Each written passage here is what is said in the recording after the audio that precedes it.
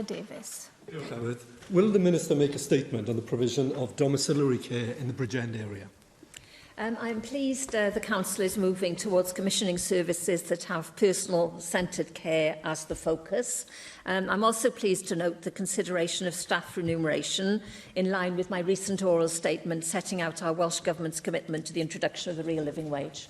Well, I really welcome that response to my question because I draw the Minister's attention to the letter that was sent by Bridgend on the 16th of June, where they put forward, I thought, an interesting offer in their recommissioning of domiciliary care, which will take place this year, not only to pilot to move towards the real living wage, which it's a timely moment to do it, but also to introduce more flexibility into the way they provide domiciliary care based on the approach of what matters to you as the end user, much more flexible based around not just the care needs but the social needs of that individual as well. And we've seen this work well in other areas. I visited when I was doing the role that you're now doing in Cardiff and the Vale, and seeing how that worked so well, not only for the user but also for staff themselves to feel empowered and to use their skills and experience properly. So I wonder if you've had time to consider that, and also the invitation in that letter that they made to come and visit the integrated care teams that they're running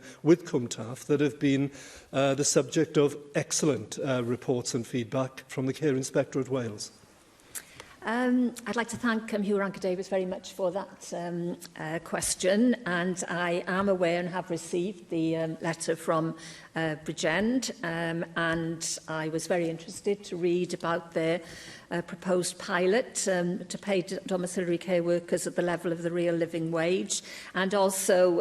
to introduce more flexibility into the provision. And I think he's described how flexibility can be of great advantage to the users of the service.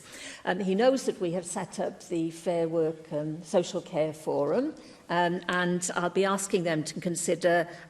which part or parts of the sector should be our starting point for rolling out the commitment, because we are very keen to do this in a co-productive way, working with the trade unions and the employers, and of course working with local government.